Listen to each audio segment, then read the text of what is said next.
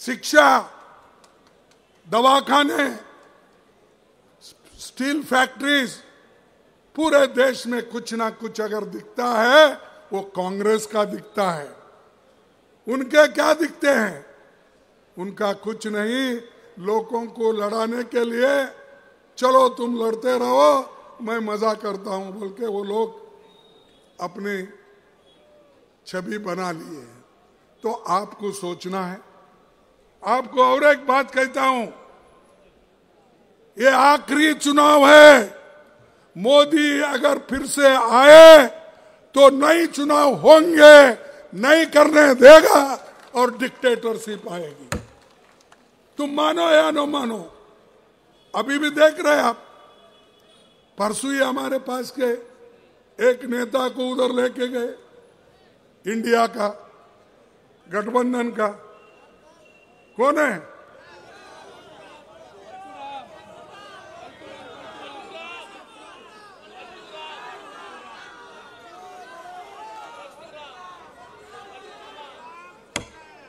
देखो, एक एक को नोटिस देना, डराना, धमकाना, उसकी दोस्ती अगर नहीं छोड़ेंगे फिर हम देख लेंगे। डर के कोई दोस्ती छोड़ रहा है, कोई पार्टी छोड़ रहा है, कोई गठबंधन छोड़ रहा है। अरे इतने डरपोक लोग अगर रहे तो क्या यह मुल्क बचेगा? क्या यह संविधान बचेगा? क्या यह डेमोक्रेसी बचेगी? इसीलिए ये आखिरी चांस है आपको वोट देने का। इसके बाद कोई वोट नहीं देगा, क्योंकि ये पुतिन, रशियन पुतिन का जो प्रेसिडेंट इलेक्शन होता ना, वैसा ही होते चले जाएंगे। ध्यान में आ रहा है आपको? इसके बाद नो चुनाव, उन्हें अपनी ताकत के ऊपर वो चलाएंगे, चुन के आएंगे, 200 लाएंगे, 300 लाएंगे, 400 लाएंगे, 500 लाएंगे। अगर हमारी सब 543 है तो उसको बढ़ा के फिर 600 भी बना देंगे। तो ये संविधान की रक्षा करना, डेमोक्रेसी की रक्षा करना, इलेक्शन बार बार होना, चुनाव होना, इसकी जिम्मेदारी आपके ऊपर है। आप अगर चाहते हो तो डेमोक्रेसी बच सकती है। अगर आप नहीं चाहते हो, गुलाम रहना चाहते हो, तो फिर आपकी मर्जी। क्योंकि पहले तो गुलामगिरी करके आए ब्रिटिश के जमाने में। और ये SC ST OBC वालों को भी मैं ये कहना चाहता हूं, अरे हमारा देश तो गुलाम था, लेकिन आप लोग गुलामों के गुलाम थे। क्योंकि जितने अमीर थे, अमीरों के पास इन्हों काम करते थे गुलाम। अमीर लोग ब्रिटिश के गुलाम थे, तो वो एक के गुलाम, और ये गरीब लोग गुलाम के गुलाम, उनके पास काम करते थे। इसलिए सोचो भाई, फिर से आप गुलाम बनना चाहते हो? फिर से आप शिक्षण से दूर रहना चाहते हो? फिर से आप जो आपको हक मिला है नौकरी का, वो जो छीन ले रहे, उसको आप मानते हो? देखो, देश में आज भी 30 लाख वैकेंसीज है, और 30 लाख वैकेंसीज मोदी भर रहे नहीं। रेलवे में है, पोस्ट ऑफिस में है, पब्लिक अंडरटेकिंग में है, टीचर्स में है, सेंट्रल स्कूल्स में है, सैनिक स्कूल्स में है, ये सब में है। तो 30 लाख लोगों को भरने का काम आपने नहीं किया। क्यों नहीं किया? कि इसमें SC ST OBC ये लोगों को हिस्सा मिलेगा। वो लोग नौकरी आएंगे, वो लोग नौकरी के पक्के हो जाएंगे। तो इनको जैसे थे 1947 के पहले, वैसा ही रखने के लिए मोदी जी ये चाल चल रहे हैं। और एक बात मैं कहूंगा, एक मोदी साहब की एक आदत है, झूठ बोलना। आप कोई दूर दूर रह के कोई बीजेपी या बीजेडीपी के लोग सुन रहे हैं तो मैं आपको पूछना चाहता हूं, 2 करोड़ नौकरियों का वायदा किसने किया? अब कम से कम 20 करोड़ नौकरियां होना था, दिए आपको नौकरी। फिर बोल रहे हैं, आज पेपर तो आप रोज पढ़ते हैं, पेपर में हेडलाइनिंग क्या है? मोदी की गारंटी। मोदी की गारंटी क्या है? 2 करोड़ नौकरियां नहीं देना। ये मैं झूठ बोल रहा हूं? उन्होंने बोला 15 लाख काला धन बाहर से लाके आपके जेब में डालूंगा। डाले? फिर कौन झूठ बोल रहे? अरे जोर से बोलो ना, कौन झूठ बोल रहे हैं? मैं झूठ बोल रहा हूं, राहुल गांधी झूठ बोल रहे हैं, सोनिया गांधी झूठ बोल रहे हैं। अरे आप बोले सो बात, हम अगर बोलते तुमको थोड़ा खिचखिचाहट होती है। आपने ही कहा, हम नहीं कहे। किसान की आमदनी 2 गुना करेंगे, किसने बोला? मोदी। किया? फिर झूठ कौन बोले?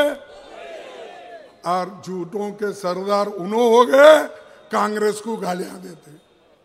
कांग्रेस क्या कर रही है? अरे हमने तो ये सब किया, बहुत कुछ है मेरे पास, वक्त कम है क्योंकि आप बहुत देर से इंतजार कर रहे हैं, इसलिए मैं उसको कम कर रहा हूं। ये आपने किया। हमने क्या किया? गरीब को काम मिलना, नरेगा योजना लाई। गरीब का पेट भरना, कम से कम बच्चों का, गरीब का 1 दिन की रोटी तो उसको मिले, 1 दिन का चावल तो मिले। तो इसीलिए मनरेगा स्कीम भी लाए और फूड सिक्योरिटी एक्ट भी लाए। आपने क्या किया? मैं 80 करोड़ लोगों को फ्री दे रहा हूं। अरे भाई, फ्री देने से पहले कौन दिए? कांग्रेस दिया। अब 5 केजी बढ़ा के उसमें रख के मैं इतना फ्री राशन दे रहा हूं, देश के लोगों को मैं, हमारे माताओं को मैं पेट भर रहा हूं। अरे मनरेगा हमने किया, फूड सिक्योरिटी एक्ट, क्या बोलते हैं उसको, अन्न सुरक्षा कानून हमने किया, और बच्चों को पढ़ाई के लिए हमने फ्री एजुकेशन किया। ये सब हमने किए, फिर भी मोदी जी झूठ बोलना नहीं कहते। उनके आदत है, पाप आदत से मजबूर है। अगर मोदी जी और पटनायक, यहां के चीफ मिनिस्टर, मिल के काम करके अगर आपको खुशहाली के तरफ ले जाते हैं तो ठीक बात है, लेकिन दोनों मिलके और क्या किया? यहां ओडिशा से बहुत से हमारे नौजवान बच्चे बेंगलुरु जाते हैं, चेन्नई जाते हैं, बंबई जाते हैं, दूसरे तरफ जा रहे हैं। क्यों तुम क्या कर सो रहे हो? आप नहीं सुनते? इतने बच्चे, इतने लड़के, इतने लड़कियां जो बाहर जा रहे हैं, छोटी सी नौकरी करते हैं, और तुम उनको भगा रहे। उनकी बात आप नहीं करते। आप उनकी बात इसलिए नहीं करते हैं, वो गरीब है। आप किसकी बात करते हैं? अदानी की बात करते हैं, अंबानी की बात करते हैं, टाटा बिरलाओं की बात करते हैं, लेकिन छोटे लोगों की बात करते नहीं। इसीलिए ये लड़ाई भी अमीर और गरीबों के बीच में है। हम गरीबों को साथ दे रहे हैं और ये लोग अमीरों का साथ दे रहे हैं। क्या आपको चाहिए गरीबों का साथ देने वाला सरकार या अमीरों के साथ देने वाला? तो आप मन बनाइए, सब लोग मिलके काम कीजिए। इन्होंने, पटनायक भी बोले, मैं हर एक ब्लॉक में 35% इरिगेशन करूंगा। सच है नहीं? क्या मैं झूठ बोल रहा हूं? उन लोग झूठ बोल रहे हैं। 35% इरिगेशन फैसिलिटी का इन्होंने 11 और 12 और 20 साल से वायदा अधूरा है। सबसे ज्यादा कांस्टेंट आपको आपकी गवर्नमेंट तो कभी नहीं गई ना, कंटिन्यू है। फिर कंटिन्यू गवर्नमेंट को यह काम करने के लिए क्यों नहीं हो रहा है, मैं पूछता हूं। और उसके बाद कोल्ड स्टोरेज भी बोले आप, 314 ब्लॉकों में कोल्ड स्टोरेज सुविधा मिलेगी। अब 20 साल हो गए, कितने मिले मुझे मालूम, तुम्हारे गांव में मिले? अरे ये 314 ब्लॉक में कोई किसी आप किसको तो मिला होगा, 300 लोगों को तो मिला नहीं भाई, 100 को तो मिला होगा नहीं, 200 को तो मिला होगा नहीं, तो 14 को तो मिला होगा। ऐसा कैसा होता भाई, इतना झूठ बोलते हैं आपके चीफ मिनिस्टर।